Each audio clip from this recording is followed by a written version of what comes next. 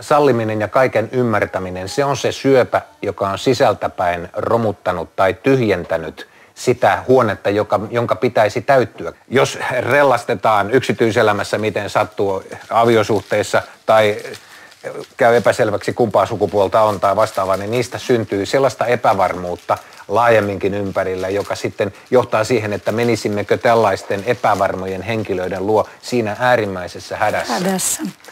En ikipäivänä unohda sitä, kun legendaarinen Talvisota-elokuvan pappi, eli siis piispa Eero Lehtinen, siinä hän oli oikein tulipalokommunistin kanssa samassa juoksuvaurassa. Niin. Ja Lehtinen hän oli siellä vastaisku joukkueen johtajana kovana sotilaana.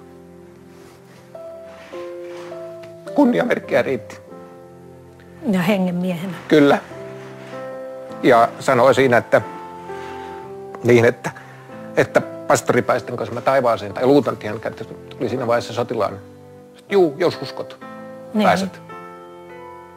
Ja siinä toveri lähti ylöspäin. Se surullisuus on siinä, että jos ajattelee sitä, että ihmisen ei tarvitse kuin uskoa, se riittää. Niin, elämä ja ei pääty siltikin kuolemaan. haluaisit sen kieltää. Niin.